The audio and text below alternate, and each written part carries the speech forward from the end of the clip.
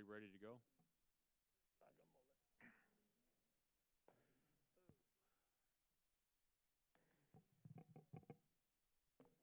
All right, let's get started, huh? All right. Good afternoon and welcome to Glendale City Council Workshop Session of August 11th, 2020. Meeting is called to order. We're missing one person so far. Councilmember Eldama. Present. Thank you. Councilmember Clark. Here. Councilmember Hugh. Here. Councilmember Tomachop. Here. Councilmember Turner. Here. Vice Mayor. Present. And I'm present. Everyone is accounted for. We do have a quorum. We can go ahead and just go right into it. Ms. Bauer, would you introduce item number 1, please? Information and discussion on the formation of revitalization districts and improvement districts. Good afternoon, Mayor, members of the council. Here today to talk to item number 1. The discussion will be led by Vicki Rios, our Assistant City Manager. Thank you, Mr. Phelps. Good afternoon, Mayor, members of the council. This item, as the clerk read, is about revitalization districts and improvement districts. And we have the presentation laid out as as follows. So at the beginning, Ms. Camacho is going to give you some background, and understanding that the way this is set up is the background information is information that is in common to both revitalization districts and improvement districts. So we start out with the things that are in common. And then I'm going to take it from there and talk specifically about revitalization districts and improvement districts, and then some differences between the two and sort of how they function. And then I'm going to talk with you about some of the specific things in a couple of draft policies which were attached to this item, and then ask for your feedback and next steps. I did want to say before we begin, and even before Ms. Camacho begins, that this is intended to be a very high-level overview of revitalization districts and improvement districts. There may be questions today that we cannot answer, and also some of those questions may be specific to once we actually go to form a district. So these are the high level, these are the policies. This is not the formation of a specific district. So some of your questions, if we sound like we're saying we'll have to get back to you on that, it's because this is meant to be high level, and also it is not intended to be the formation of a district. It's supposed to be the formation of a policy about districts. So I wanted to lay it out that way, and with that, I'm going to turn it over to Ms. Camacho. Good afternoon, Mayor, members of the council. The next 2 slides are background information on improvement districts and revitalization districts that they have in common. The districts are governed under Arizona Revised Statutes, Title 48. The improvement districts are covered under Chapter 4, Article 2 of the statute, and the revitalization districts are in Chapter 39 of the statute. The creation of improvement districts and revitalization districts is a tool that the city can use for developments. Their purpose is to finance infrastructure within the districts, and the bonds that are issued are usually, in most cases, issued at municipal tax-exempt rates. The infrastructure can be built or acquired, meaning that the bond proceeds can be used to construct the infrastructure or also do the acquisition of the infrastructure. The public infrastructures are usually owned and dedicated to the city, and the city must maintain those infrastructures. The process for the creation of an improvement district and revitalization district is very similar. There will be an application process. They need to submit an application along with an application fee. The application will be reviewed by the city's bond counsel, which is currently Greenberg Traurig, the city's financial advisor, which is currently RBC Capital, and also city departments like the Budget and Finance Department, and any departments involved in the negotiation or the process for the development. Usually, the improvement districts and revitalization districts will be accompanied by a development agreement that city staff will review for council consideration. The districts are formed by an action of the council, And the districts assess the properties within the district to create a dedicated source of revenue to pay for the bonds that the districts have issued. And with that, I'll turn it over to Ms. Rios for the details of the policy itself. Okay, so taking a little bit deeper look, I'm going to talk first about revitalization districts. So if the city forms a revitalization district, by taking that council action, it becomes a legally separate government entity. So it's kind of like an independent government with some limited powers that is within the city's boundaries. Because it's legally separate, it would have its own board of directors, and that board of directors consists of the property owners in the district. And in that case, because it's legally separate, again, the RD, I'll just refer to it as an RD, issues its own debt. The debt's in the name of the RD. And then the RD is responsible for assessing all of the properties within the district, collecting all of the payments of those assessments, and then paying the bondholders.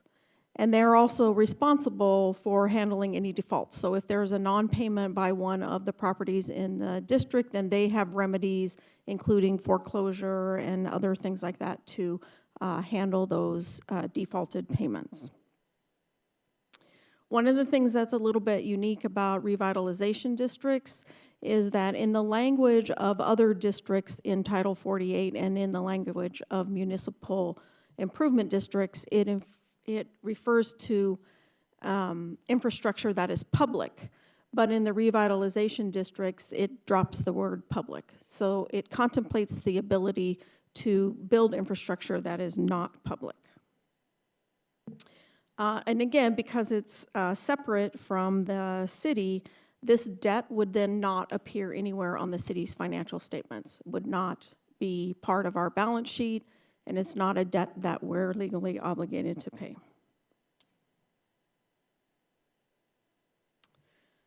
Next slide. Although, as I said, it contemplates building infrastructure that is not public, any public infrastructure that it does build, city infrastructure, would be dedicated back to the city. And again, that would be laid out as part of a development agreement.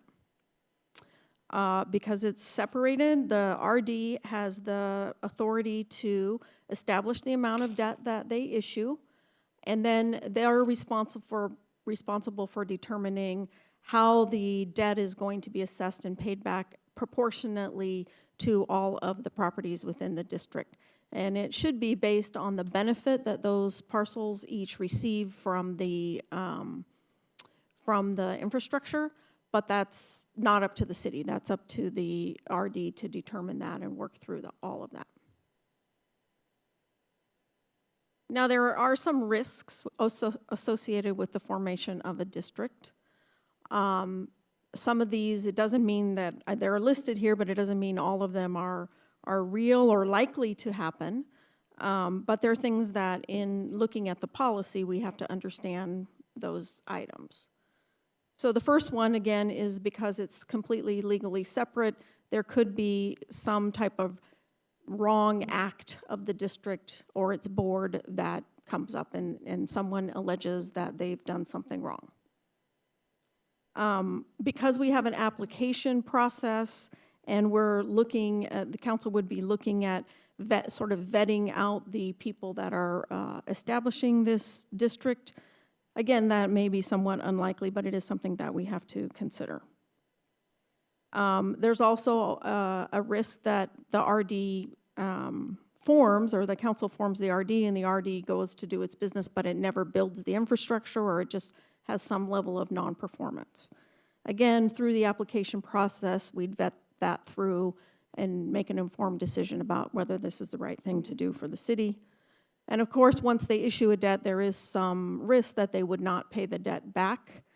And I'll talk again in a minute about some other things that we would do to mitigate that risk. And then in the long run, there can be complaints by the property owners within the district because, as you realize, then they're paying a different assessment that other properties around them are not paying. So you do you may get complaints by the property owners that are saying, why am I paying this when my neighbor property next door is not paying that? And again, all of those questions would go back to the district. That's their business to let their property owners know what their obligations are when they're buying and selling properties within the district. So because of that, and because there is some risk, albeit may be mitigated in many ways, we recommend the city put things in place to help protect itself against those risks. The first is indemnification by the property owners. So they would indemnify the city against anything that is not covered by their insurance, and they would provide, we anticipate some type of collateral acceptable to the city to set aside for that purpose, so that in the event there is something that comes up, it's likely that even though it's separate, someone suing the RD would probably join us into that suit, and this would be set aside. They'd be indemnifying us against that, and then you'd have a set aside to help the city defend itself if in fact that happened. And in addition to that, we would, as part of the policy, require that the district have insurance against anything that could happen, and name the city and its agents and the council and everyone else as additional insureds. Again, these are things done to just mitigate any risk to the city from this entity that is then operating.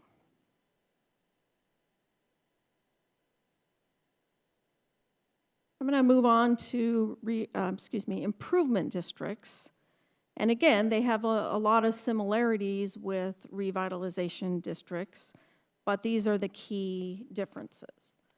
An improvement district acts as an agency of the city and is not a separate legal entity. It doesn't have its own board of directors, and so the council takes any and all legal actions on behalf of the district.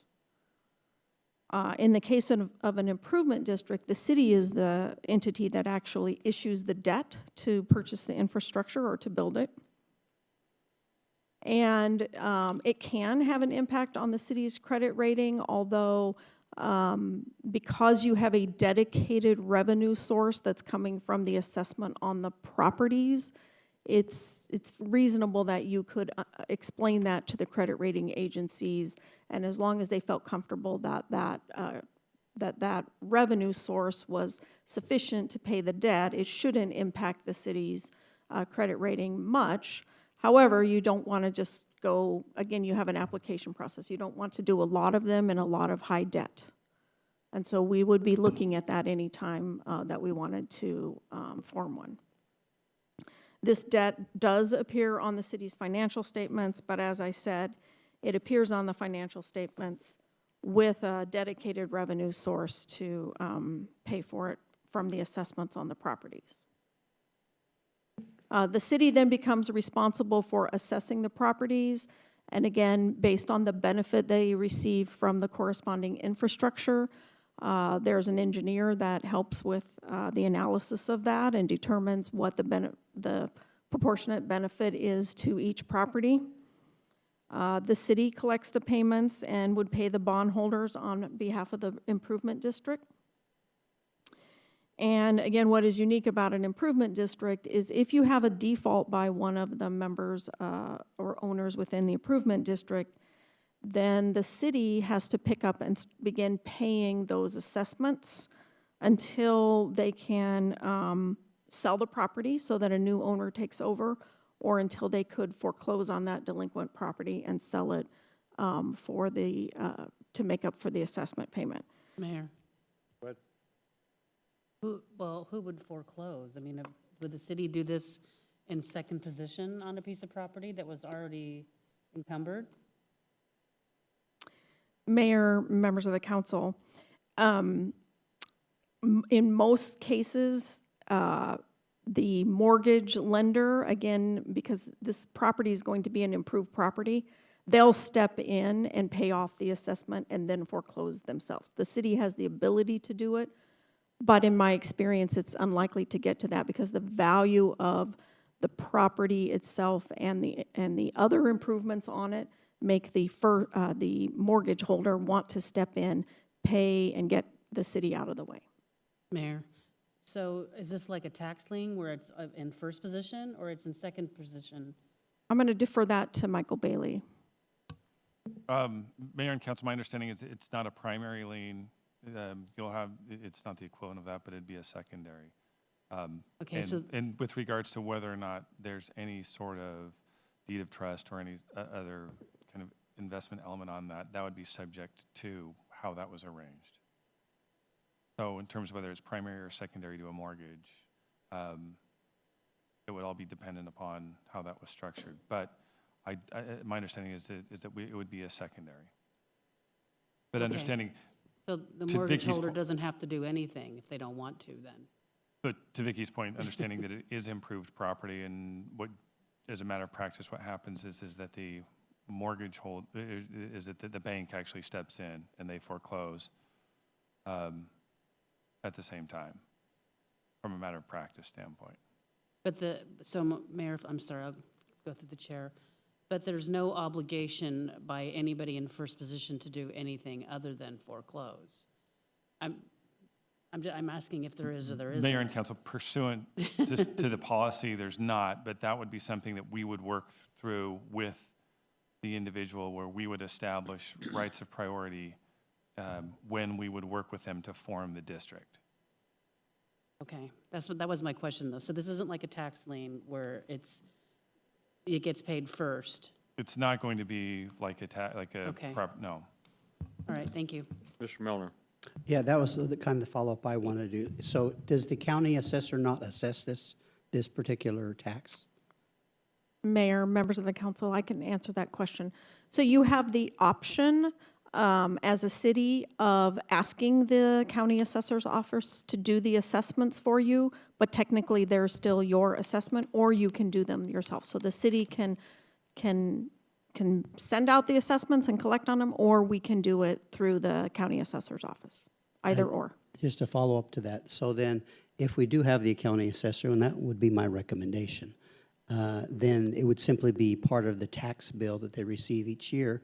And if they fail to pay their taxes, then those liens are sold, and then the people that buy those liens have the opportunity to foreclose, to collect those liens, but we get our money either way. Mayor, members of the council, that is effectively how it works, correct? Thank you.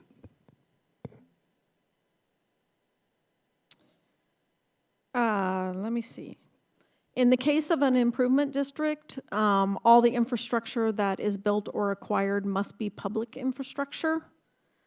Again, there are some risks associated with them. Some of them you've already named in terms of properties that may default and other matters. So in this case also, we would have indemnification from the property owners to the city for all of the matters related to the improvement district, just to protect the city from any problems within the district.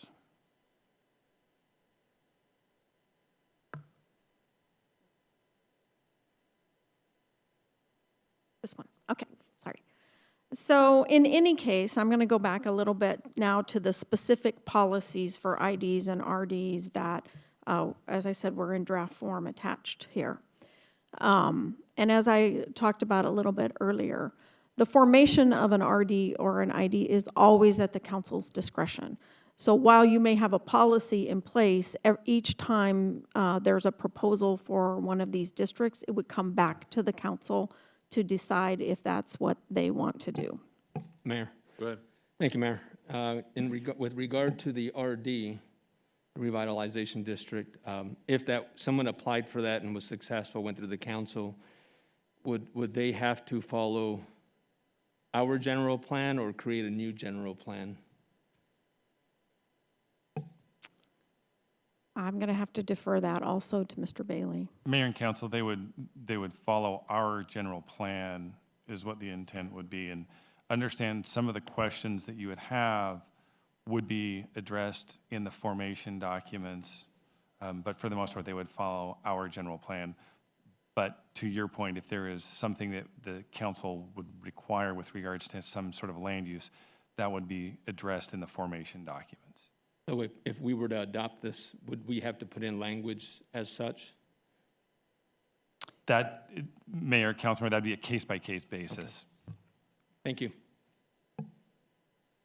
Okay, so in the policies, again, now I'm going to kind of tell you back and forth the differences between the two policies. I've already talked, the differences, the main differences are the differences I already talked about, but here are a few more. So each type would have application criteria, and for the RD, we put that policy up that it would be for substantial commercial and industrial development that is beneficial to the city. But for the ID, we expanded that in the policy, or the recommended policy, to include potential for multifamily. Neither the RD policy or the ID policy at this point contemplate using it for single-family residential types of homes. There is a fee for the application. Again, in the draft, we've set that at $40,000. And then we've required within the policies that the applicant pay the cost of all of the city's costs for financial, legal, and economic experts. Did we have a question, Mayor? Yes, we do. Talk into your microphone or turn it on, one or the other. I can turn it on, sure. Where under the RD does it say that what the fee is? Because I'm looking for it and I can't find it. And does it matter? I mean, does it have anything to do with the size and the scope of the district, or is it just a flat $40,000 fee no matter what?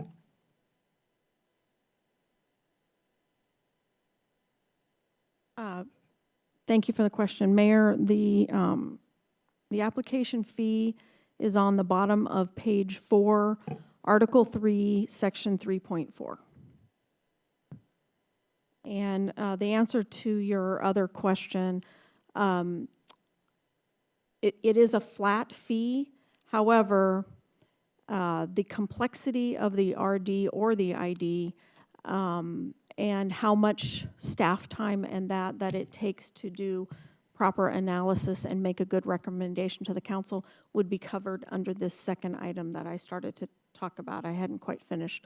Regarding paying for financial, legal, and economic experts.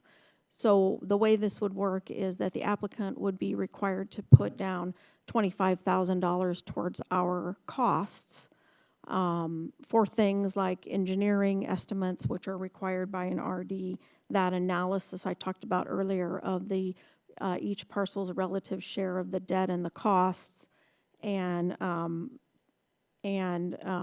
that type of thing, and any other costs associated. We have, even in forming these policies, we have used our financial advisors, our bond counsel, to help us with this. And so those types of costs would be covered in that portion. It's a $25,000 deposit that we continue to draw down against, and the ID or RD is required to replenish until we get to the formation. So hopefully, did that kind of answer your question, or? Kind of, Mayor, if I could, so now I switched over to the ID. There's no, basically, the ID needs to be managed by, it's managed by the city, essentially, right? Mayor, members of the council, that's correct. Is there a management fee? Mayor, members of the council, that's the last item on this bullet point, which is we can add something to the assessment to cover the cost of billing and managing it. And also, we put a provision in the policy for one-time costs. So for example, if we were to decide to bill it ourselves and we needed a billing system, we have a provision in there for one-time costs of putting in a new billing system. If we were to do, as the Vice Mayor talked about earlier, and pay the county assessor to make those assessments for us, there's probably a fee associated with that, and so we can then build that into those assessments. Mayor, is anybody from RBC here? Mayor, members of the council, Mr. Freund was supposed to be here with me, but he had another conflict. He is not available. Okay, Mayor, can somebody tell me what the urgency is? Because this is on the voting agenda tonight. So, and RBC is not even here for us to ask any questions now. and I have quite a few questions. But what is the urgency? Why are we first seeing this right now and being asked to vote on it in a few hours this evening? Mayor, members of the council, I did want to say, I believe that I have Michael Cafiso from Greenberg Traurig here, but I haven't seen him, so Lisette went to go find him. He's supposed to be here. Okay, but Mayor- I'd Mayor, still like members to of know what council, the I'll- urgency is. I can answer that. So we have the Park 303 development is, they're going to be requesting of the council to consider a formation of an RD at the next business meeting. They're already wanting to go vertical and get in construction, so their time is of the essence for that project. And so what we wanted to do is to hopefully accomplish getting the tool there together tonight, and then in 2 weeks, we'll have the framework for the actual RD that we would have for the council for consideration. So, Mayor, members of the council, as I said, we do have Michael Cafiso here. He can help. I think most of the legal questions Michael Bailey answered, but if you have additional legal questions, Mr. Cafiso is here to help assist me in answering those. There's several questions for you, Councilmember Thomas-Shaw. Thank you. Thank you, Michael. So how many of these are in use in Arizona, and because the staff report said we basically used combined policies being used in other cities in the state. I'm not familiar with this anywhere in the state, so what other cities are using this, and how is it working in those cities? Mayor, members of the council, I apologize. I was sitting in the other room, didn't even know you guys needed me in here. So I'm Michael Cafiso with Greenberg Traurig, glad to be here, even under these circumstances. Let me try to clarify one thing. This stuff is really technical, and staff's done a great job pulling all this together, trying to figure it all out and everything else under the current pressures. But I want to make clear that, and this is, I'll answer your question as well, but on an unrelated issue that came up earlier, it wasn't clear to me that it was made clear. The liens for the assessments are first liens on the property. They're super statutory liens. They step in front of everything, including mortgages, anything else on the property.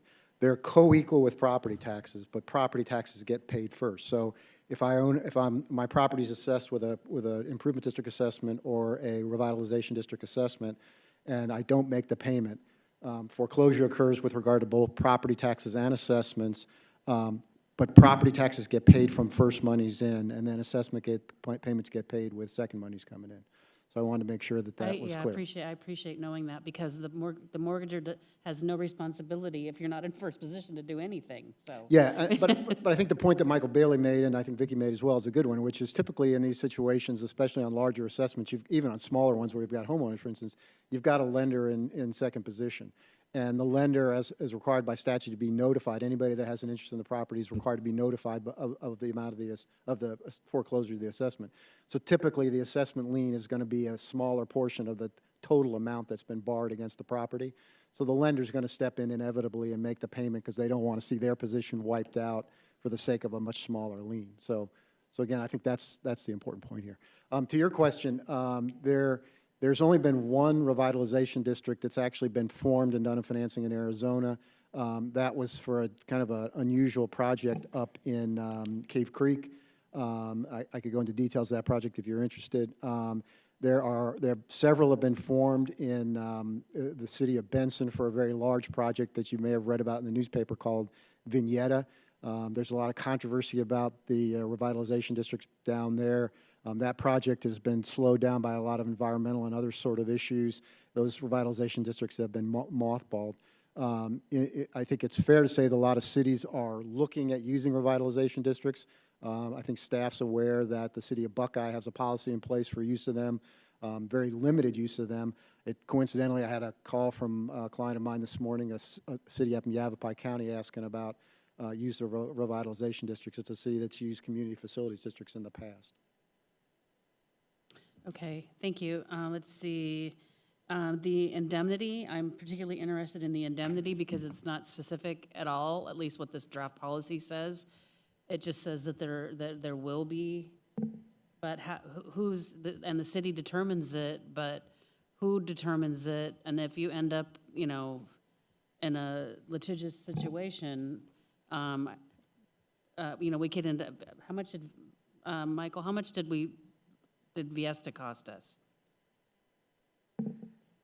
$3 million, somewhere in that Mayor neighborhood? and council, with regard to VSTA, it was approximately $3 million. And if I can, I guess, lead to your question, with regard to indemnification, I think that's,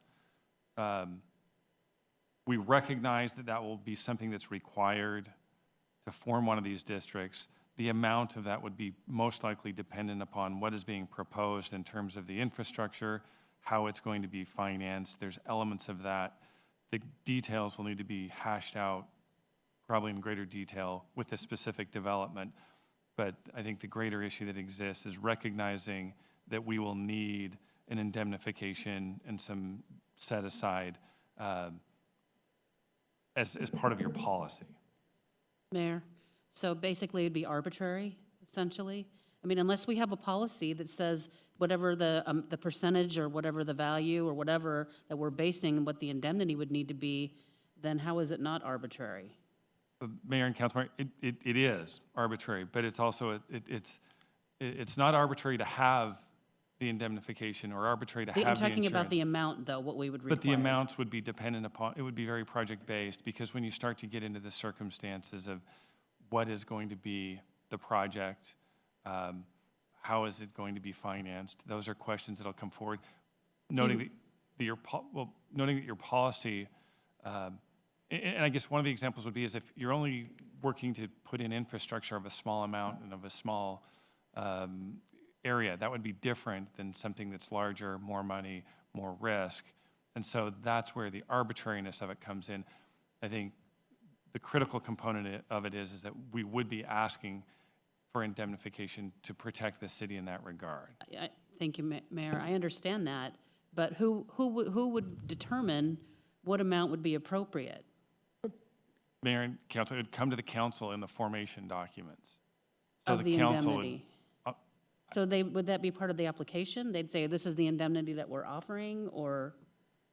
Mayor and council, you would see that in the formation documents. It's not what they'd be offering. It would be the negotiated amount that the council would agree to, believing that that's sufficient to protect the city. Okay. Mayor, members of council, can I maybe, if I could maybe add on to what Michael has said? Each RD or ID will be unique to itself. So to predetermine in the formation legislation that allows the city to use this tool would be the inappropriate place to set a limit, because you might have an RD that's just maybe only just roads, really, really simple, really low risk to the city.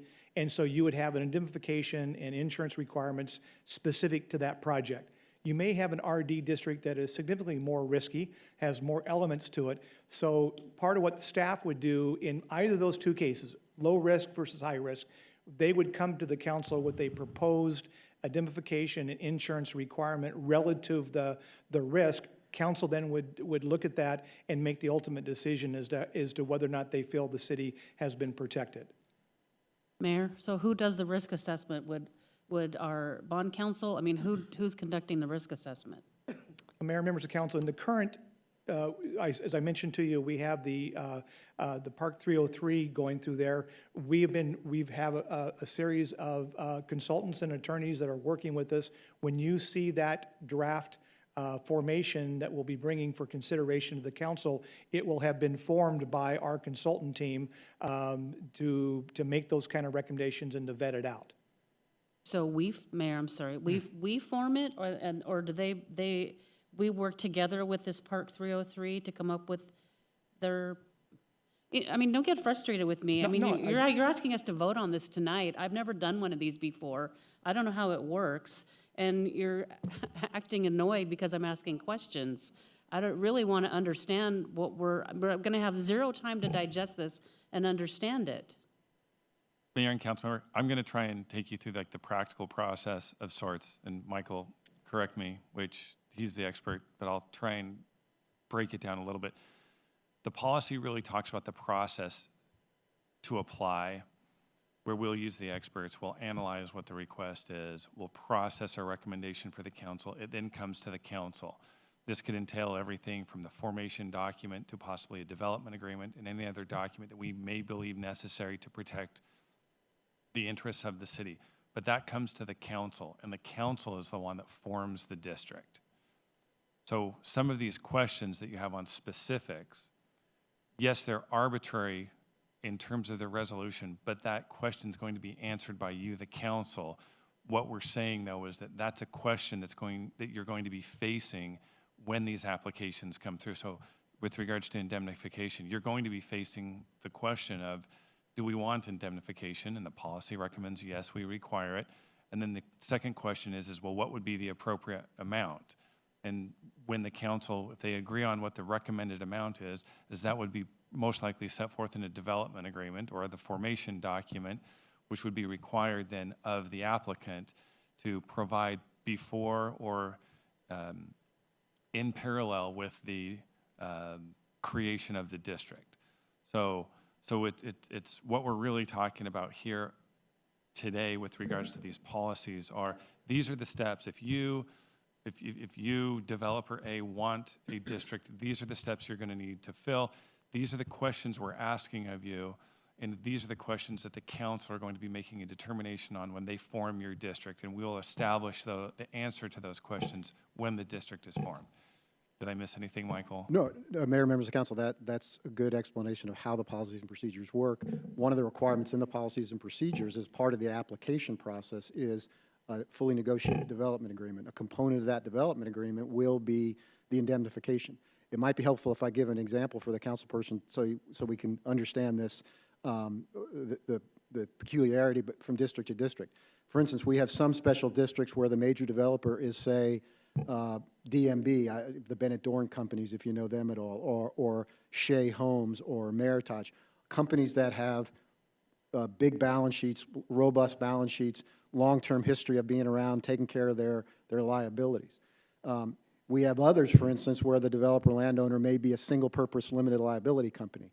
We look at those two very, very differently. If it's DMB or Shea, we're likely to say we'll rely on the indemnification just from them as a personal obligation because we know they're not going to step away from a multi-million-dollar liability because they're a public company, they've got a lot of assets, they got a long track record. On the other hand, if you got a single-purpose LLC with just the ownership of the land, you're going to say, okay, that's not enough, we're going to need something else. And in those cases, we'll look at getting cash deposits or letters of credit, and to the manager's point, we'll look at the project, we'll look at the complications of the project, we'll look at potential risk. Everyone is a little different. Sometimes it's just a simple, and you're not allowing this in this case, but in other cases it might be just a simple residential project where there isn't a lot of risk. Other cases it may be a more complicated, mixed-use master plan community with all kinds of issues. So each one will stand on its own. The landowner developers are going to have to defend what staff believes is the appropriate amount of indemnification. Thank you, Mayor. So, the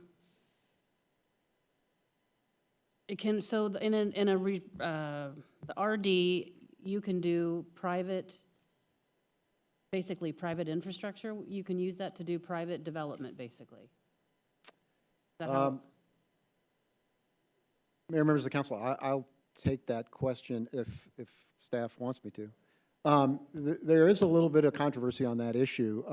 There are recognized law firms like mine that are willing to give unqualified opinions that, yes, that's the case.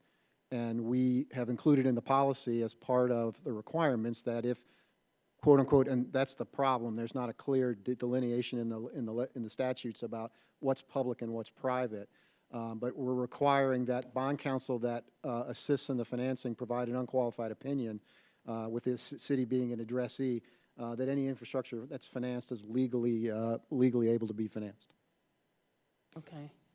Mayor, I have one more question, and then I'll, so at some point, I guess, and according to the city manager, in 2 weeks, we're going to be bringing us a proposal for a RD. Are we going to have the benefit of having our bond counsel to directly advise the council in the public meeting on the agreement we're going to be asked to vote on? Because I don't know how much time we're going to even have to review it before we're asked to vote on it. But I think it's only fair to have our bond counsel directly advise the council who has to make the decision on the specific agreement that they put in front of us. I'm no expert in this, and I don't know that any of the rest of us are either, so. Mayor, members of the council, yes, that's why we have Mr. Cafiso here. And we, again, as Michael kind of mentioned, we're putting policies in place today, and those policies contemplate an application. we actually do not at this time have an application that matches these policies. So it is the intent to bring a project forward as soon as possible, but with the policy in place, then we'll get all of those things that are required by the policy and work through that process that could be taking place within the next couple of weeks. It could take a little bit longer. I can't say for sure. But in any case, yes, when it comes forward, we are working extremely closely with Mr. Cafiso, our bond counsel, and also with Mr. Freund from RBC to look at all of those elements and work through them, and they'll be here to advise you. Okay, I mean, specifically, Mayor, at any meeting, we're being presented with one of these for approval. We're gonna have bond counsel here to advise us in the meeting where we're being asked to make a decision on, and, I mean, that's part of how this works. Is that right? Yeah, Mayor and council, to reiterate what Mr. Cafiso said, and I'll be the first to say this, I'm not an expert in these, and that's one reason why our policy requires the application, the individual applying to provide a deposit for the use of outside resources on behalf of the city. So we will use outside bond counsel, we will utilize an outside financial assistance, and to the extent we need any other expertise with regards to the formation of this, we will utilize it, noting that the applicant will be the one paying for it. Mayor, just so but I want to clarify, because there's been multiple times where we've engaged a consultant, and the council never had the benefit of hearing directly from the consultant. And I want to know, that's what I want to know, is that the outside counsel will be available to the council, not just to staff, to advise us directly. That's what I want to know. Mayor and council member, I will commit to you that I will make sure, assuming his calendar is available, that Mr. Cafiso will be available to the council before, during, and after consideration of these items. Thank you. Yeah, just one question, Jamie, then I'll go to you. So we would workshop this before we would take it to a vote anyways, so we have a really good chance to everybody to understand it. I think all of us would want that. Mayor, members of council, that's the intent, correct? Perfect. Mr. Aldama. Thank you, Mayor. I heard you earlier say, Ms. Rios, correct me if I'm wrong, that with regard to an RD, if approved, it becomes a government entity of its own. Am I correct or incorrect? Well, since we have Mr. Cafiso here, I'm going to let him answer that question, too. Mayor, members of council, that's correct. It becomes a separate political subdivision, separate existence, just like the city, the school district that covers the city, the county. It's a separate political subdivision. Yes, sir. Well, thank you for that, and that was my concern. So with that said, within an approved district, then can that new government enact its own zoning, and could they complete an eminent domain on private property within that district? Mayor, members of council, that's a great question. No, they do not have eminent domain powers. They do not have police powers. The only essential governmental powers is the taxing power. Okay. And then the question for the zoning, they don't No, enact zoning they- ordinances? No, they're subject to city zoning. Thank you. Thank you, Mayor. Vicki. Okay, I think it's back to me. Let me get to my correct slide here. Sorry. Let's see, I left off, I think, on the ID does allow for the city to recover its cost of billing and managing the assessments, and I think we had already answered that also as a question. The other difference in the ID and the RD and in the policies, because the RD is independent, the amount of debt that it issues, it will determine the amount of debt that it issues. In the ID policy, we recommend that we put a limit on the amount of debt by putting in a 4-to-1 value to assessment ratio. So that kind of works like if a particular parcel's share of the assessment is, and I'll just use a number that's easy because math, is $1 million, then the value of that that parcel would have to be $4 million. That's to protect the city, again, so that if something happens, we can recover that investment. And all of these things, so that's in the policy. But again, as Michael, both Michaels talked about, the specifics to any improvement district would come forward when you form the actual district.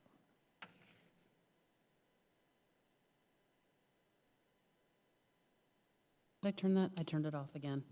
On what where you just talked about the 1 to 4 on the improvement districts, on 1.8, it says work must be on property owned by the city. That, Mayor, members of the council, that's correct. It's public infrastructure, so we would, when we build it or acquire it, we would be obtaining both the infrastructure and the underlying land. The same way we would if we had a developer dedicate a street to us, then it would become ours. okay, thank you. Councilmember Tomachoff asked a question about this earlier, but these policies, we did work with Mr. Cafiso from Greenberg Traurig, our own staff, the city attorney's office, budget and finance, economic development, and the city manager's office to draft them.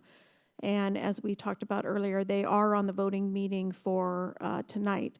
Now, there is one item that I wanted to, and they can be, while they're being adopted, or they can be adopted, or they're contemplated being adopted this evening, they can be revised at any time if something comes up through over time that we want to, or that you want to revise about the policy, they can just be revised with direction of council.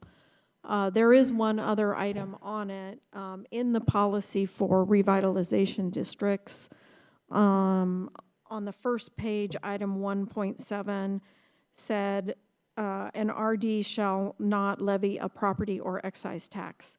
We did hear back from the development community once these policies were out there, and they have a concern about their own operating costs. The same way in an ID, we would have some costs associated with administration of it. And the statutes allow for them to levy a property tax limited to recovering their operations costs. So we're recommending actually changing that item 1.7 to say an RD shall not levy a property tax except as specifically authorized pursuant to Arizona Revised Statutes 486817, which is in that portion of the statute. It talks about the limited ability for them to levy a property tax, but and then an RD shall not levy an excise tax.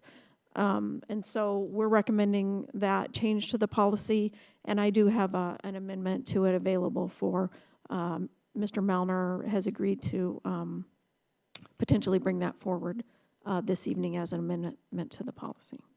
Go ahead. Thank you. I have two questions that might be for our council, actually. They're a little more technical. One is, so an improvement district, I've seen street improvement, improvement districts that are specific for a specific thing, not just, so would every other, would this basically, is this like a catch-all for any type of an improvement district? Or would, like, if we wanted to do a street improvement district at some point for something that was happening, would that have to be another improvement district that we would have to form? Mayor and council, there are other districts that are available in state statute. So these are just specifically directed at an improvement district and a revitalization district, but there's other districts, including street lighting districts, community facilities districts. They're all delineated. I wouldn't be the expert in all of them, but there's other special purpose districts that are allowable in state statute, but we're not talking about those here I today. understand that, but what I'm asking is, because this is an improvement district, then I guess what is eligible under just a general improvement district then?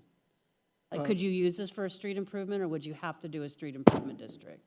Mayor, members of the council, there is a definition in the statute of what's defined as work, which an improvement district can undertake. It includes pretty much anything you could think of in the context of publicly owned public infrastructure. Okay, So water, sewer, roads, street and gutter sidewalks, we use them pretty much for any of that sort of stuff. It's not a real broad statute. It dates back to the teens. It hasn't been updated very much, so it doesn't cover things like, public buildings and municipal sports arenas. Not that you need another one of those, but those sorts of things. So it really is, Makes you it think really that. is, it really is, real public infrastructure sort of projects. We've used them for some flood mitigation, Okay. that sort of stuff. All right, so essentially a catch-all then, sort of. Yeah, but they're not as, Mayor, members of council, they're not as broad. Improvement districts are not as broad by any stretch of the imagination as a revitalization district or a CFD. Revitalization districts and CFDs have a concept of infrastructure that includes a lot more than what an improvement district does. So they can do public buildings, for instance. They can do multi-purpose sort of facilities. They can do parking. You can do parking with an improvement district. It's a little trickier. So, but in the spectrum of things, if you want to think about it this way, improvement districts are over here, and revitalization districts and CFDs are over here. This being a little bit more conservative in terms of the different kinds of uses that you can use, whereas CFDs, or community facilities districts, for those who are not aware of the acronyms, and revitalization districts can do quite a bit more in terms of infrastructure. Okay, thank you. Mayor? I'm sorry. I had one more question, Yes, you Mayor. had one more question. So do you believe this is the best type of a tool to accomplish this type of thing, or are there other mechanisms available to end with the same or similar result? Yeah, Mayor, members of council, this certainly, that's a tough question between CFDs and revitalization districts, but I think staff has taken a really hard look at this, and I think this is the direction they think is best, especially given the nature of projects that are being suggested as potential uses for these kinds of districts. So that's not it's really hard to evaluate. Again, it's kind of like what you asked me about indemnification. It's really kind of a case-by-case basis, what makes the most sense. We'll look at some projects and say, that's an improvement district project because the city gets more benefit out of it, and the city's willing to put that debt on its balance sheet because maybe it's going to get sales taxes. I can give you some examples of that. There may be another project that is not so much one that you're willing to take any risk on. You don't want it on your balance sheet, so you use one of the alternative districts like a revitalization district or a CFD. CFDs have been very successfully used, for instance, for mixed-use master plan communities. You're familiar with a lot of them out here in this part of the, yeah. So they're more commonly used with that sort of a project. Again, revitalization districts are relatively, the statute's been around for a lot fewer years, and they're just starting to be of interest to developers, and that's why that's being suggested here. Okay. Mayor, if I may add to that. I think we started out by saying this, but I'll just say it again. This is a tool for the council to have in its pocket. Whether you end up using it or not, then becomes at your discretion upon the formation of a district. But the policy is just there to create the tool and the process and the procedure for you to then contemplate it sometime in the future. So, Mayor, I lied, I had one more question. So what about procurement then? Because if it's basically public, then does any of that come into play anywhere, or any rules about how the property owner puts together their infrastructure? Do they have to follow any specific set of rules for that? Mayor, members of council, these are governmental entities. They're subject to the same procurement that any other governmental entity would be subject to. And that's an issue that we will look to the bond counsel firm, which won't be us in the case of, for instance, Park 303, to give opinions about, to make sure that any infrastructure that's either acquired or financed is properly procured. Okay. How does that work if the project's already underway? Which I think is the case here. Mayor, members of the council, we've had discussions with, I don't know how far we should go into this, given the subject of this work study. I don't want to get out of line with open meetings. Well, just really quick, if I may. To Vicky's point, we don't have an application before us. If an application comes before us, that's a question that we would probably dive deeper into at that time. So Okay. if you could just reserve that until then, that'd be But great. public procurement policies are in play. That is correct. Yeah, All right, absolutely, thank you. yes. Mr. Melner? Thank you, Mayor. I just a couple of points of clarifications. Earlier, it was stated that there aren't very many revitalization districts that have been formed. Is that true of the improvement district as well?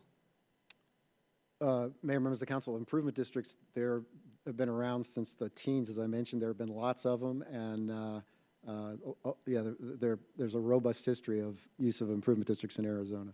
Okay, thank you. Along that same line, the revitalization district requires an application from an entity or an individual. Is that correct? That's correct, according to your policy, or according to, Okay. according to this draft policy, yes, it would. For an improvement district, can that same process be put into, is that same process therefore, say there's a neighborhood in the city that wants to put in curb and gutter, for example, and they're willing to go through this process, is that something they would apply? Or would we simply, they would just talk to their council member and say, hey, we'd like to do this, can you bring it to council? How would that work? Mayor, members of the council, if it's the formation of one of these districts, then the two policies, there's a separate policy for revitalization districts and municipal improvement districts, and they both have an application process. So if the district wants to do that, then, or they want to form a district to do that, then they would go through the same application process. If the council person wants to help a neighborhood get curbs and gutters, that might be a different question than the neighborhood wanting to form an improvement district. Along that same line, if I may, Mayor, so can the council initiate that improvement district, or does it have to be a citizen entity application process? Mayor, members of the council, it's always the council that initiates the process based on work that staff would do in advance. I should tell you, because of an unfortunate change in legislation several years ago, it's really not possible anymore to do the kind of improvement districts you're talking about, unfortunately. So it'd be impossible to go into, say, a neighborhood with 100 homes and try to provide, curb and gutter. There was just an unfortunate amendment made to the statute that requires that any improvement district that we would do would require what's known as a waiver agreement. And once you get over, say, more than half a dozen property owners, it really becomes impossible to do that. So until we get the statute fixed, the ordinary use of improvement districts for, say, curb and gutter or street chip sealing and that sort of stuff, which we used to do a lot of, is impossible any longer. That answers that question. Thank you. Mayor, thank you. And first off, I'd like to thank Councilmember Totmachoff for doing the heavy lifting on the questioning today. I thought those were great questions, and I really appreciate you asking them and the answers that we received. As was explained, the revitalization districts are legally separate, limited governments of their own and self-governed in that respect. The improvement district was described as, in essence, the city agency. Is there any mechanism under which the members or the affected parties within an improvement district are organized among themselves or speak as a single voice, or are they just independent entities consistently? Mayor, members of council, I think I'll answer your question right, but the way the policies and procedures that staff has drafted are set up, there would be a single individual who would represent the property owners within the improvement district as the applicant. So there would be one entity, one individual who would basically be responsible for all the applicants, or for all the property owners for the improvement district. Mayor, well, thank you for that. And then who would determine who that individual is? Is it just the most active person up front? Can that person be changed over time if the district would rather have different spokesperson? The way I would read the policies and procedures is that would be left to the property owners. So there, if there was a half dozen property owners, we require as part of the application process that they determine who the applicant would be. They would all agree that that person was going to represent them as the applicant, and if they went to change that, while the policies and procedures don't provide for it, we would suggest to staff that they need to get some written documentation that there was a change in the identity of that person. Mayor, members of the council, Councilmember Turner, are you talking about in the application process, or you're talking about once the district is formed?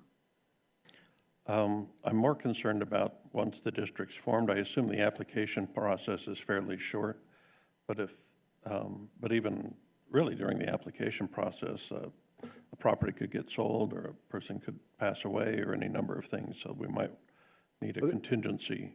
Yeah, sorry, I didn't answer your question then. The answer is that the assessment runs with the land. So once the assessment is on the property, you buy it subject to the assessment unless you pay off the assessment.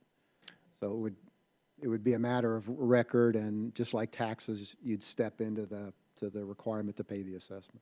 And Mayor, if I could add to that, so you're asking about, I think specifically about the improvement district. So the improvement district, effectively, the council becomes the board of Right. that improvement district. In the revitalization district, it will form its own board, and then as properties change hand, there's mechanisms for the people to, Yeah, there's actually an election process. So the property owners actually elect new board members to run the district. It's all property owner driven. Okay, and Mayor, if I may, so thank you for that, and I understand how it is for the RDs, but on the ID, is there simply no need or occasion for the property owners within an improvement district to speak with one voice? Mayor, members of council, that's a good question. Basically, improvement districts are kind of closed-end vehicles. Once the project is financed, they really don't have any purpose, and they don't exist anymore. It's really just it's a mechanism to finance improvements over a specific area. The property owners, again, because of this unfortunate change in the statute, the property owners are required to sign this waiver agreement, and once they've signed the waiver agreement, it gets recorded against the real estate as well, and it runs with the land. So everything in the waiver agreement, just like the assessments, follows the ownership of the property. So if I sell to you and there's an assessment and a development agreement, you're now subject to the assessment and the provisions in the development agreement. And once the project is financed and built, the improvement district really doesn't have any function anymore. It's not necessary. It really is just an entity to build or acquire a project. Okay, thank you, and Mayor, so that then dovetails into my next question, is that, are these districts strictly for the initial construction of these improvements, or is there any duty to the district for maintenance over time? Mayor, members of the council, in the case of an improvement district, there are city improvements, and so you accept maintenance immediately. In the case of a revitalization district or community facilities district, that'll be the subject of the development agreement. So depending on the nature of the infrastructure, if it's say a city street, likely the city would end up with ownership and maintenance responsibility. And some of these we do. The revitalization district or the CFD may pay for enhanced maintenance, say of landscaping or something else, if they want that on their roadway.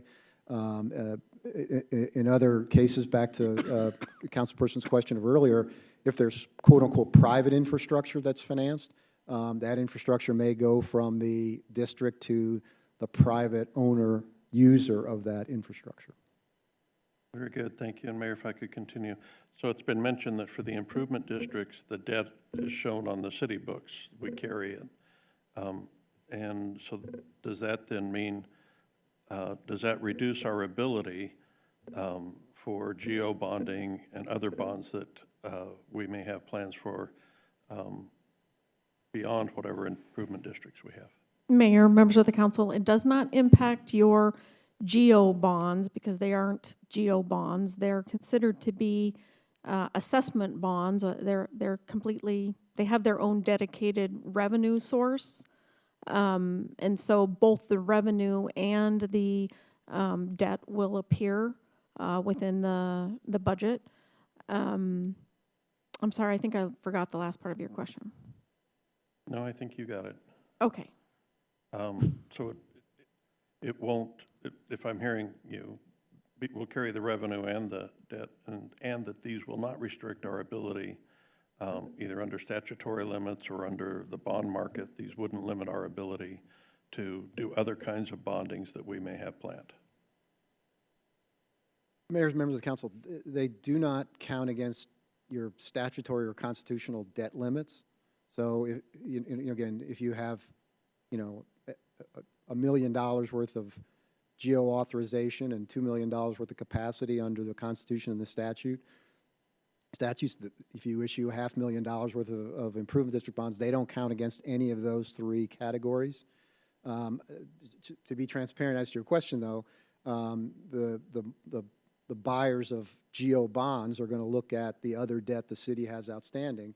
And again, we're getting into a lot of detail here, but in the case of improvement district bonds, if a property owner doesn't pay their assessment, the city's required under state law to step in and make a short-term loan until we find a buyer of that unpaid assessed property.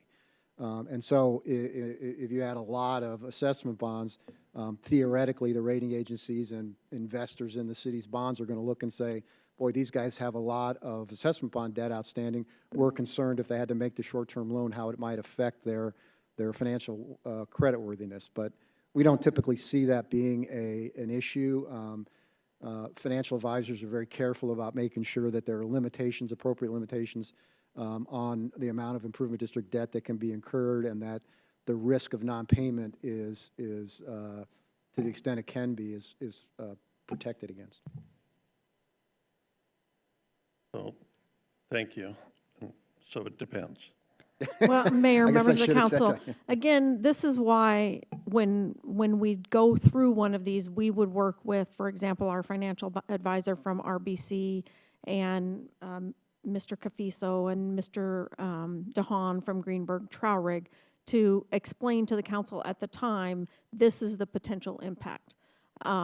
As he's saying, you know, we don't think for you know, a limited number of improvement districts, it would, or a smaller dollar amount, it would have a big impact. But if we started to do a lot of them in high dollar amounts, then that's something we would have to explain to the rating agencies and get them comfortable with the city's ability to carry, as he said, those assessments if there were a default. So it is a case-by-case basis. And, you know, we'd have to go through the application, look at everything, look at the cost benefit in terms of the amount of revenue a potential development brings in, and advise the council at that time as to whether we think that that's, you know, the best, in the best interest of the city. Mayor, thank you, Vicki. So what I'm hearing is that it's incumbent upon this council and future councils, as well as this staff and future staff, to have that discussion on every one of these that comes forward. The consideration of how does it impact, or does it, the future bonding capability of the city? You know, what's the risk level? And, you know, I would hope that that would be, you know, one of the boxes that gets checked in the presentation of, let's have this discussion too, so that we're open about that.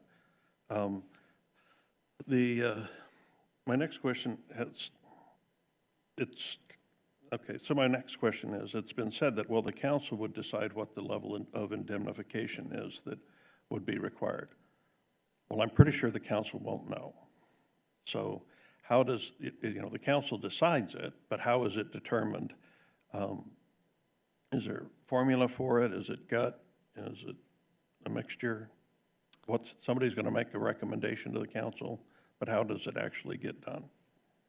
Mayor, members of the council, again, we'd take a look at the application. We would take a look at the things that Mr. Cafiso talked about, which is I guess I'll call it somewhat, the creditworthiness of the applicant, and whether they're, you know, a larger company, lots of assets, smaller company, single-purpose LLC. We'd be taking a look at all of those things, and as well as the size and complexity of the district itself and what's involved and the amount of infrastructure. We would get advice from our own insurance brokers to see for similar types of development what they recommend in terms of insurance limits. We would get advice from people like Mr. Cafiso and Kurt Freund from RBC and come up with a recommendation for the council based on that information and consultation again with Mr. Bailey. But ultimately, as Michael said earlier, it is up to the council to decide, but we would pull together that information. We request in the application a lot of economic data for these entities And then city staff will do their best working with those experts to advise the council, and then it'll be up to you. Thank you. And Mayor, if I can continue, I want to make sure that I heard correctly on this, that the proposed policies are in fact modeled after policies that are in place in other jurisdictions. We may have customized them, but we haven't. Is there so we're doing that. Is there a standard, model indemnification, or not indemnification, industrial or improvement district policy and a model revitalization policy out there, like there's, model statutes and other things like that? Mayor, members of the council, I think the ones that staff have drafted are the best ones I've seen.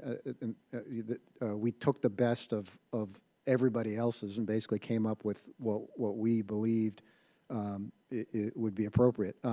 I'll tell you from 30 years of experience in Arizona, there are very few cities, I frankly can't think of any other cities that have improvement district policies. So I think it's a good idea to have them. It's just, we just don't get a lot of requests for improvement districts. The revitalization district policies parrot a lot of what we do with community facilities districts. The exception is that because you are not part of the board of a CFD, you have limited involvement in what you can do. So we tailored the RD policy with that in mind. So again, I don't think there are standard forms or model forms for these things, but I think a lot of thought was put into what staff did on both of these. Okay, thanks. And then the last one I have at the moment it's kind of the overarching question that I don't think we've addressed for our benefit, but particularly for our public's benefit, and that's the why. Why would a city want to have these policies? What can be accomplished? Why would a development or a business district, business group or anything like that, why would they want these policies? Why would they want to utilize them? What's the benefit really, in essence, to them, and then what's the benefit to our taxpayers and residents? Mr. Phelps? Yeah, Mayor, members of the council, Councilmember Turner, it's an excellent question. And again, it is a tool to be used under certain circumstances. So you're not likely ever to use an ID or an RD for 99% probably the development that's going to be taking place within Glendale. But it's really well suited on large developments, especially large developments where there may be multiple owners that all have contiguous area. So when we come back, if we do get an application for the 303 group, one of the advantages is instead of having 5 parcels being developed separately, which means each parcel may be doing their half side of the street and their scallop street as required by code, one of the advantages is they will go in, self-assess, and in that case, they're going to put in all of the infrastructure. Signals, lighting, landscaping, sidewalks, all at one time, even though there may not be development happening on some of the parcels for 2 or 3 years down the road. So if you talk to Randy and our econ development team, what they'll tell you is to have, in this case, a 400-acre area that has all the streets put in at the same time, has minimal impact to the area around there. It can be done to the same standards all the way throughout. It also gives them the opportunity to go sell sites that are already, pad ready and ready to go. So it's not, we wouldn't use the RD in very many cases, but in this case, I think there are some unique opportunities. So you would not see a flood of applications, in my opinion, coming in to do either RD or ID. But we think that we know of at least 2 large-scale developments where it may be to the advantage of the citizens of Glendale to consider doing them.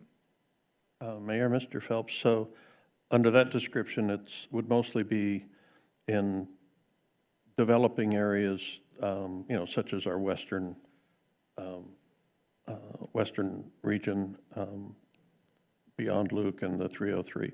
What about more internal to the city? And are these tools that can be used in existing business districts for revitalization or anything, those sorts of things, or is that just kind of a misnomer? Mayor, members of the council, again, there are some limitations in terms of how it can be used. primarily the RDs and the IDs are designed for public infrastructure. So if you look at our built-out areas within the city, we, you know, for the most part, there's already water, sewer to the sites. There's already surrounding street arterial roads kind of coming in and out. So my guess would be is I don't anticipate seeing where something would come forward kind of in the built-out area. It really is, as you stated, really well ideally situated for an expanding and growing area where there's absolutely no infrastructure in place. This allows us to put significant infrastructure in place without using taxpayer resources to do, because they're self-assessing, and then they're turning over us that's there. So I think, you know, again, I think when, depending on the example, it would be my anticipation, we won't bring an RD forward where we can't clearly articulate the benefit to the, you know, to our citizens. Okay, and Mayor, Mr. Phelps, so typically in new construction, any of these projects, individual projects that would be happening out in that area, we would already require the developer to do their interior streets and the infrastructure that becomes public. It gets dedicated to us when it's complete. But I guess if I'm understanding the advantage here is that it allows various property owners in the area to put all of that in at one time rather than having it come in a patchwork fashion. So there's economies of scale, and there's also a more sellable product after the fact.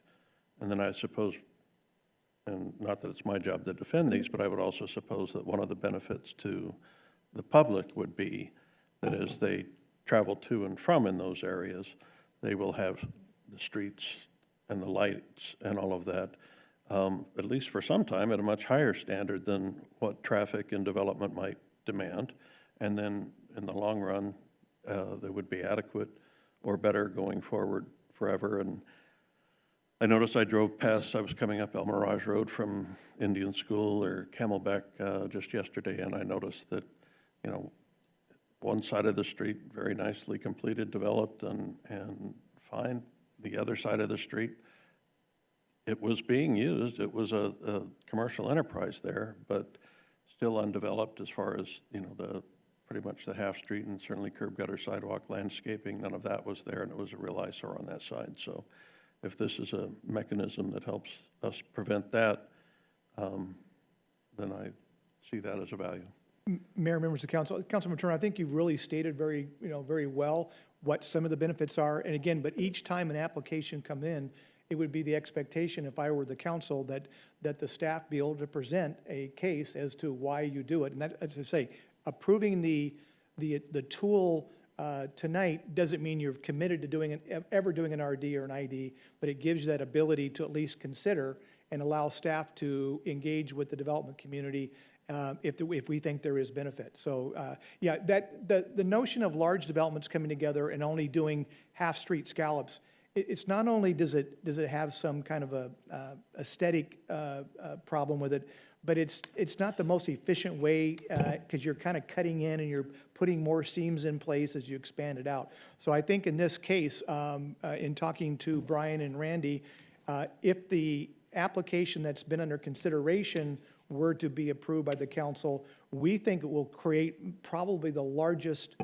built-out industrial commercial site in the entire Maricopa County, because everything will already be in water, sewer, power, roads, lights, signals, all in a coordinated fashion. And that's a great tool to be able to use as we recruit, you know, for the next, you know, large employer to come to town to have it ready to go.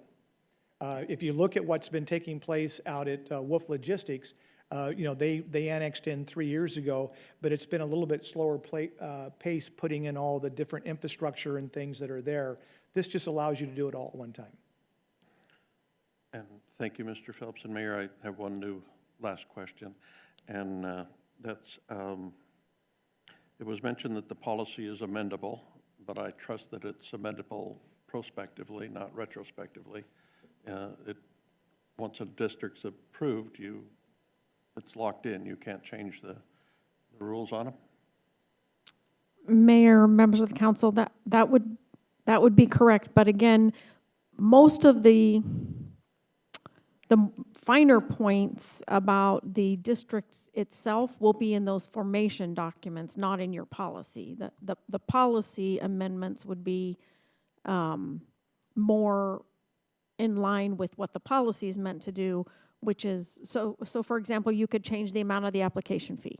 You could require some other information that we didn't include in here, and you decided in the future, we want to require this information now. You could amend it, I think at the beginning, I said right now, we have them set up in draft to say RDs for commercial and industrial. You may want to consider adding some other type of usage in there sometime in the future, or restricting it back. So yes, you can't make it retro to one that you've already formed, but the policy itself doesn't form the district. So you would want to lay those kinds of things out in the actual formation documents. Okay, thank you. Thank you, Mayor. What else do you have? Mayor? I do have one more. Mayor, Pull your microphone down just a little bit. is that better? We'll get less echo that way. Go ahead. Okay, is that better? Yeah. Okay. On 3.3 of both of the policies, it says one paper copy and one electronic copy of the application will be submitted to the city manager.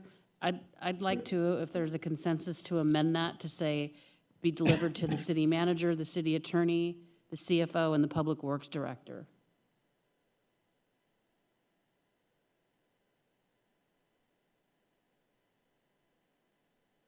Any discussion on that? Okay. That's all I had. Okay. What else do you have, Vicki? Mayor, members of the council, if that's something that council has consensus to do, then I can write up an amendment for it. I think, you know, obviously if it's submitted to the city manager's office, I think we've contemplated that it's going to be shared around with all of those departments, because we'll need our experts in each of those departments. But if that is something that you want to amend, then I'll have to make sure it's in the amended language and propose an amendment for it for the policy tonight. Is there a consensus on that item? It appears to be. Okay, thank you. That's all I have. That's all I Okay, so do we have a consensus as Councilmember Tomachoff's recommendation was? It was approved. Okay, there you go. Moving on to item 2. Reems Ranch Annexation AN-220 located south of the southeast corner of Reems Road and Northern Avenue.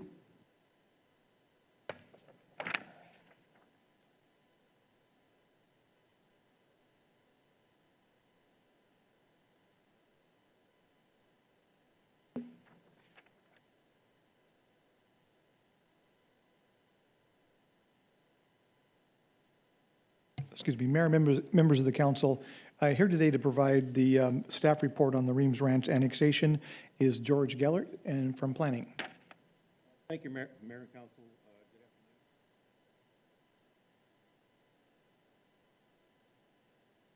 For Lisa Collins today, who's off. The item before you currently is a discussion regarding the Reems Ranch annexation proposal, specifically AN 220.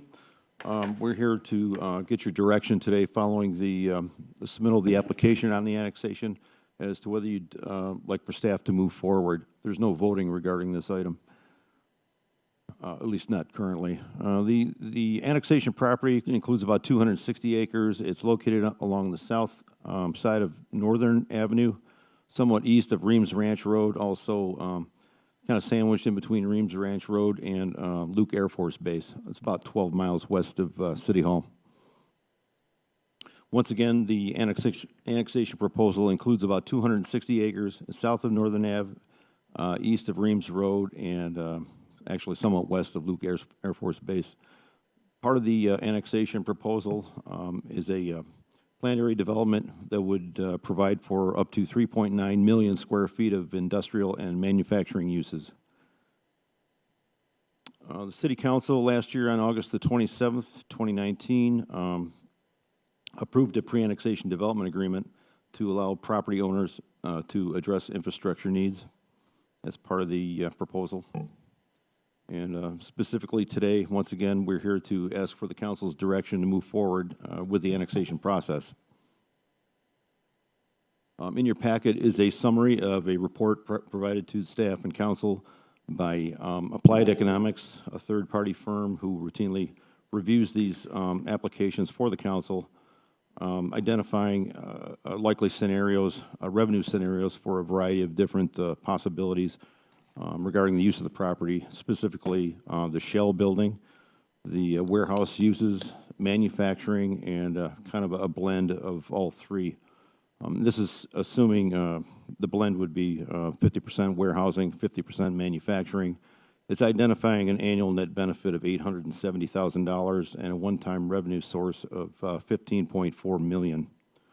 Pretty good boon for the city. This may look familiar to you by now. This is a slide depicting a variety of other annexation proposals which are occurring or have occurred adjacent to the 303 and Luke Air Force Base. There's quite a variety of them at this point. And again, depicted in red is the Reams Ranch property, located again just west and north and west of Luke Air Force Base, within the 70 to 80 decimal range noise contour, which basically prohibits residential development. This is the property, once again depicted in the red shape. Areas north and west are part of Maricopa County at this time. The property itself is part of the annexation proposal. Again, east and south of the property is Luke Air Force Base. The areas to the north and west are primarily agricultural, large lot residential properties, and or vacant properties at this time. Again, you've probably seen this before. This is the depiction of the general plan land use map summary depicting the, in the pink tone adjacent to Luke Air Force Base, the Luke compatible land use area described by the general plan. And again, that's largely in response to the noise contour and proximity to the air base and the flight line. And just for your information, as part of the proposal, again outlined in red to the north and west within Maricopa County is the rural residential land use, or a zoning designation, I should say, minimum 43,000 square foot lot development standard. What's being proposed here is we basically annex the property, take it in as a planned area development under the current, or under the PAD zoning and the current land use proposal. As required by statute, the blank petition, which is filed to initiate the annexation process, requires a public hearing. That's been scheduled for August the 25th. That will be part of your agenda on that evening. Beyond that point, that's where we go get the owner's signatures. We have to wait for the 30-day window to expire. When we file the annexation petition, that initiates the 30-day process. And once it's closed, then we get the signatures and put it back on your agenda. City Council public hearing is scheduled for the adoption on September the 8th, 2020. If the annexation is approved, the site would be added to the Glendale city limits within 30 days.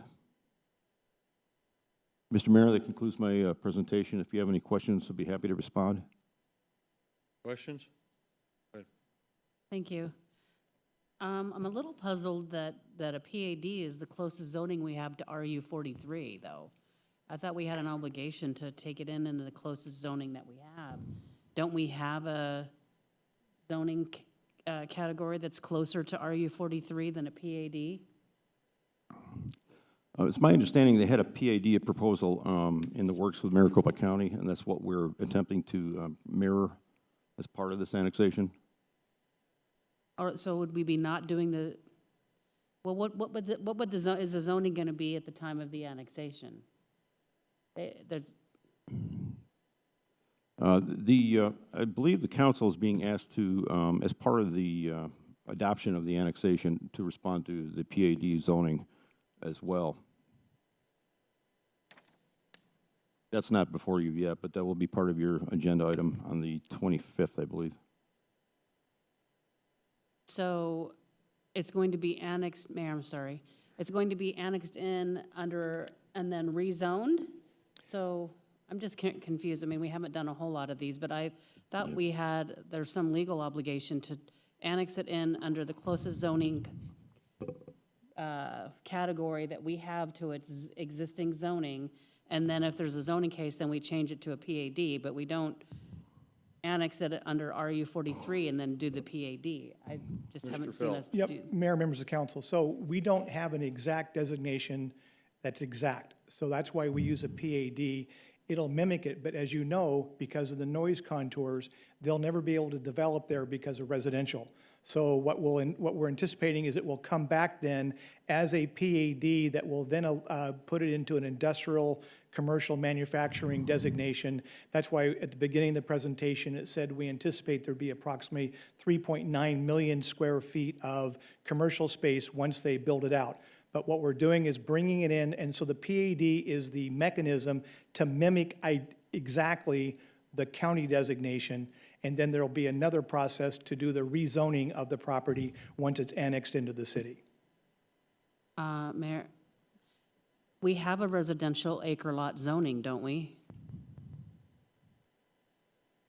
Yes, we do. I think the point that's being made is that because it's located within the contour level, that basically, you know. I understand that, and I understand we're going to change the zoning. I'm just wondering why we're not annexing it under the closest zoning category that we have and then changing the zoning to a PAD. That, I just trying to understand why we're doing that. Because we do have a residential acre zoning classification. We have that zoning classification. I understand that that it's not suitable for that type of development, but that is the closest.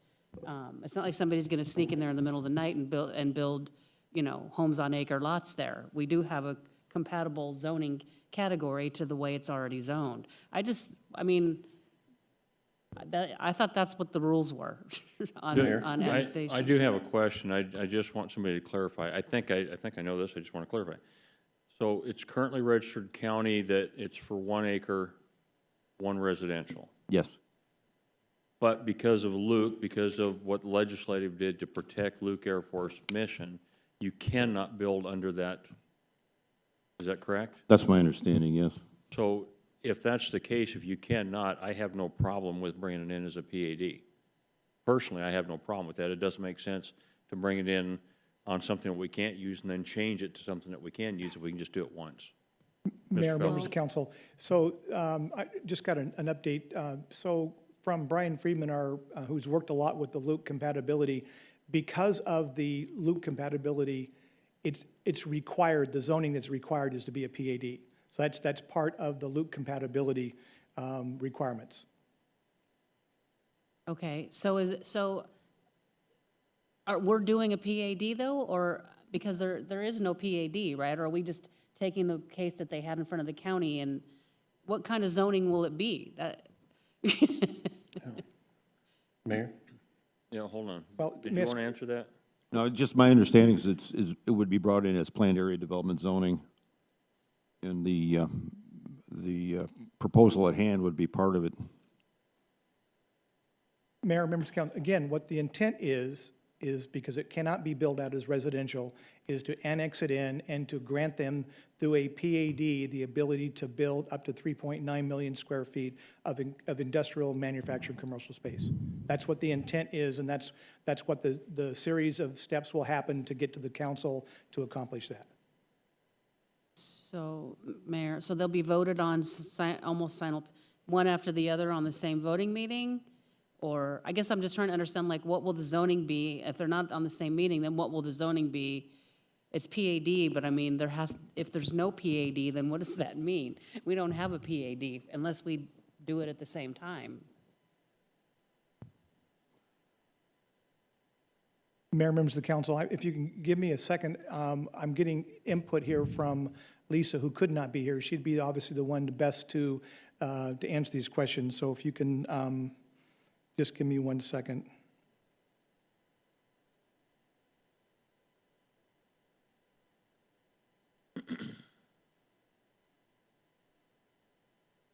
Mayor and Council, if I may, actually, Lisa just texted me and indicates, and I missed some of the conversation, But this is already, the property in question is already C2 and industrial 2 in the county under the military compatibility.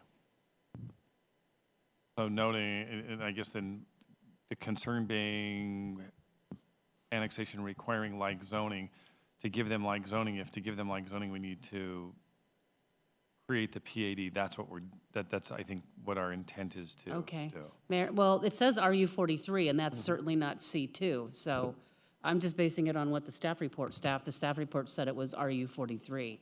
So it was my understanding that they had a zoning case in the county that was incomplete, and so like I said, I just want to understand what we're doing. Thank you, Mayor.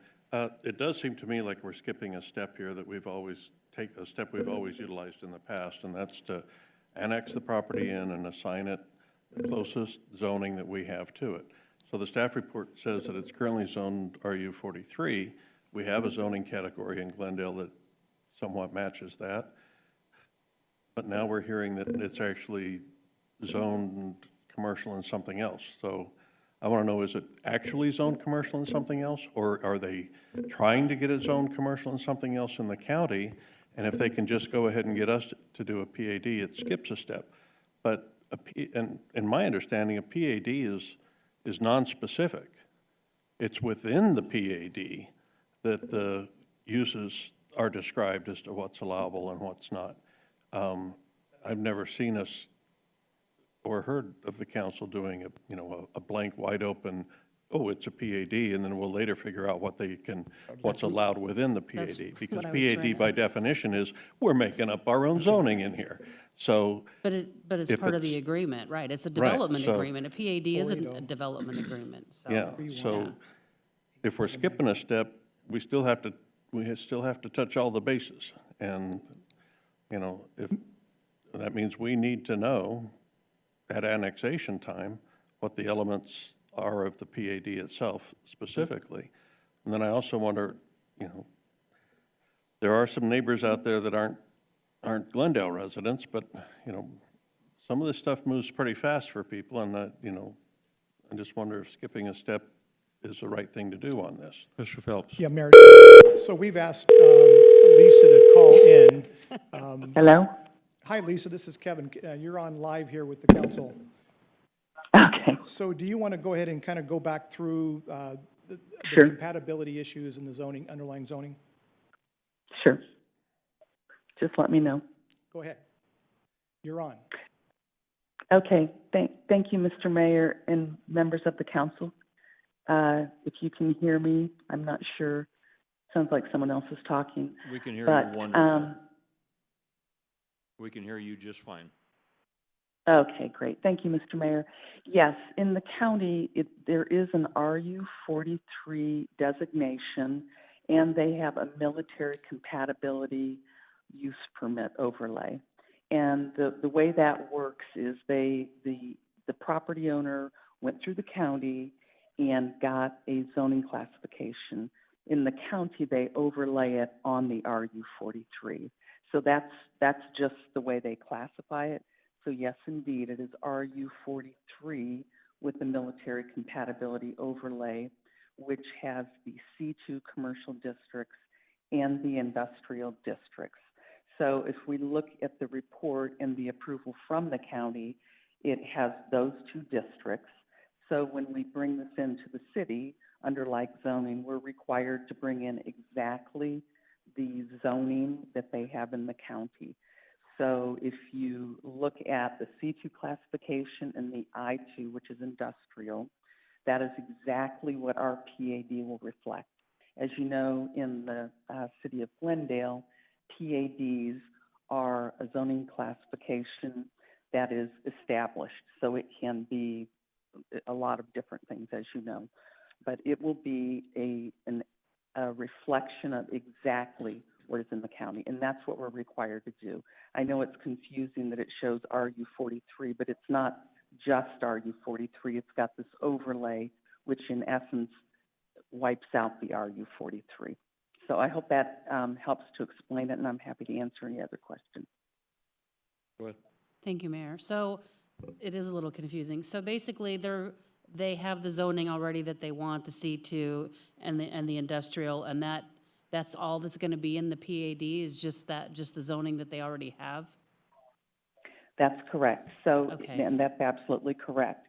So if once they're annexed in, they'll have that zoning, and if they can't develop under that for some reason, they want to make a change, then they would come back to you and they would amend their PAD. So they're going to come in with PAD, because we don't have a district that says C2 and I1 or I2 or, whatever the county has. So we've got to do a PAD, and they'll be required to develop under that.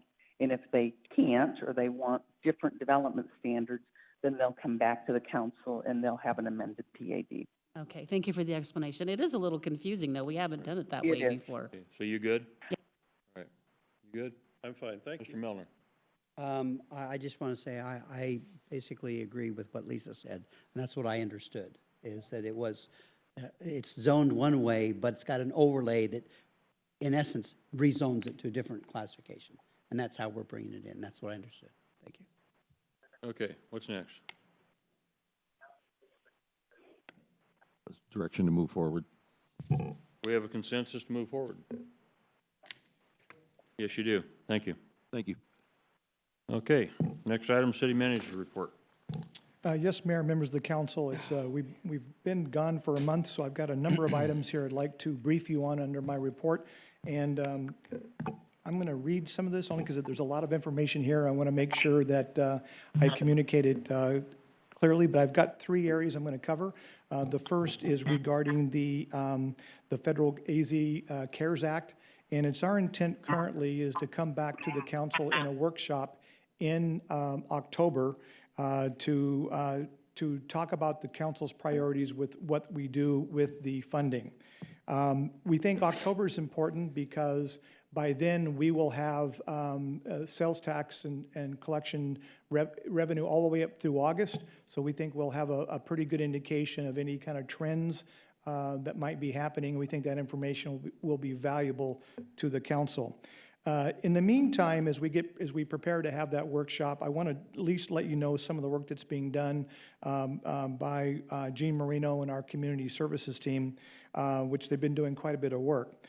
Since March, and this kind of spans a number of different programs, our team down in community services helped process nearly 750 applications with a varying level degree of success. And we've touched nearly 1,000, and we have roughly 1,000 pending requests that are in that they're processing at this point. Each program has kind of different requirements and purposes, so our team works individually with each of those applications to help them navigate through the process. In just the past 23 weeks, from March 1st through August 6th, across all the different funding sources, we've helped secure funding for 295 unduplicated households. They've processed and they've provided over 457 different services to that group. They've distributed roughly $370,000 in rental assistance and another $400,000 in utility assistance. And so this works out on average, we're distributing about $33,400 per week to help those here in our community. I've got a memo which we'll be distributing today, which is going to go into a lot of detail of each individual program, so I encourage you to look at that, and it will highlight all the different programs that we're working on within community services. We also, in that memo, Econ Development has also been working hard on a number of areas to assist our business community, and so we've highlighted those areas in that as well. So it'll be both from community services and from economic development. Just a note, because this happened last night, the Maricopa County Board of Supervisors has approved the county Small Business Assistance Program, which all of our Glendale businesses are eligible for. If you recall, the county received a significant amount of money as part of the CARES Act, and so they have put together a business assistance program that is for all businesses, even those here in Glendale, would be eligible to to go after. The program is designed to provide grants up to $25,000 per qualifying small business for expense reimbursement. And then for-profit and not-for-profit businesses are also eligible.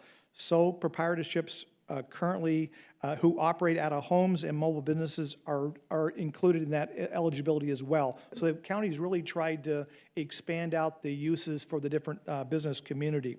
The county's application period, and we'll promote this, be working with our public affairs team to get this information out, and we'll work with you to get it out into with your newsletters and into your districts. But the application period will run from August 17th through October 2nd. And so again, we'll work not only with you, but with our stakeholders, including the Chamber of Commerce, to help communicate this out. The next thing I want to just talk to you briefly about is regarding the election this fall for authorization for city bonds. As you know, the city is moving forward with the council's approved bond election set for November 3rd. And during this time, our staff has been crafting the public outreach information so that the community can access all this information that they will need to make a decision, and to provide numerous opportunities for the public to be able to ask questions and provide feedback to the city. We have finalized a schedule of 15 meetings at various locations with a range of dates and times, which we will now begin advertising. Vicki Ross has sent the council a draft schedule a few days ago. I want to note we did make one change for the Citizens Advisory Commission from September 9th to September 2nd to avoid a conflict that some members had. Following this meeting, we'll send you the final public outreach schedule. The public will be invited to attend these meetings in person, and several of the meetings will also be broadcast on Facebook Live. The public meetings are intended to provide voters with information regarding the city bond question. In accordance with state statutes, however, city staff cannot provide information, or can provide information about the bonds and answer questions, but they cannot advocate for a yes or no vote. The city's marketing team has also created a dedicated webpage, infographics, videos, and social media outreach material for this bond election. One example is the infographic that you're seeing on the screen here in front of you. And so we request that the council continue to help us get this information into the hands of your residents and citizens. The final thing is pursuant to our policy here in Glendale, I want to notify the council that I am in receipt of an unsolicited offer to purchase a city-owned piece of property. And so consistent with the city's policy for the lease, sale, and exchange of city-owned property, our next step will be to analyze it to ensure its credibility, and then we'll get back to the council and schedule a time to discuss in more detail. And with that, I completed my report. Thank you. Our city attorney's report? No, excuse me, Mayor, Council, no report. Just a reminder, we do have an executive session. Thank you.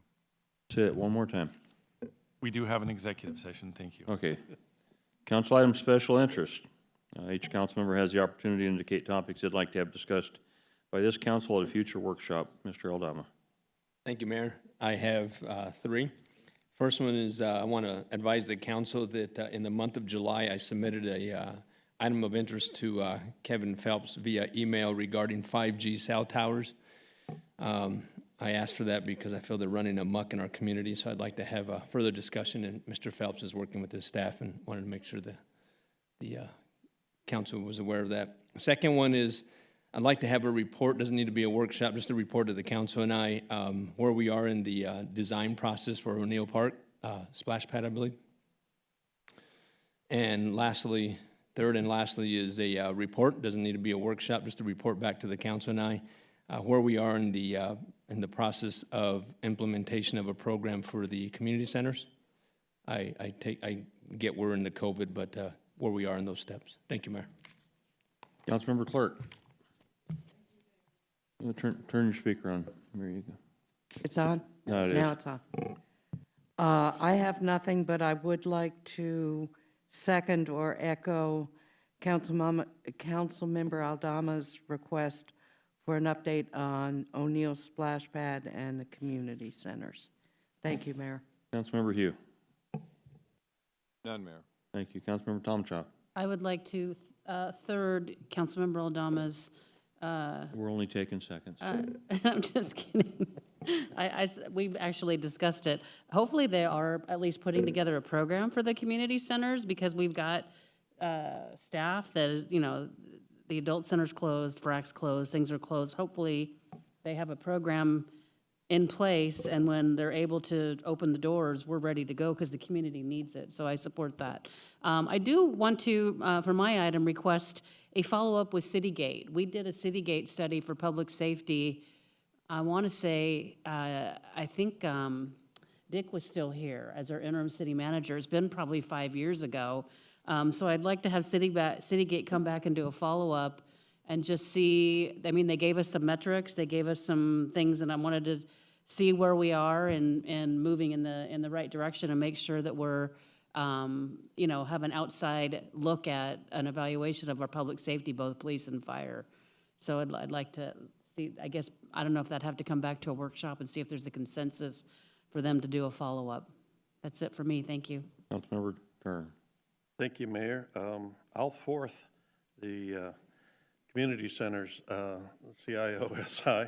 So, hey, we got a consensus already on that one, so good work there. No, I certainly think we should be as close to ready to open the doors as soon as the scientific evidence says that it's time. And I'll also second on the Citygate study that it's certainly time to revisit that, as has been suggested by Councilmember Tomachoff. And I won't add any of my own to it this week. So thank you, Mayor. Vice Mayor. Nothing else to add, Mayor. And I am not going to add anything to the growing list of things that we already have. So can I get a motion to go into executive session? Second. I have a motion from Councilmember Clark, second Councilmember Tomachoff to go into executive session. Any discussion on the motion? Hearing none. Please vote aye if you're in favor. Aye. Aye. Any opposed, vote nay. Appears you guys have it, do have it. This council meeting is recessed for exec.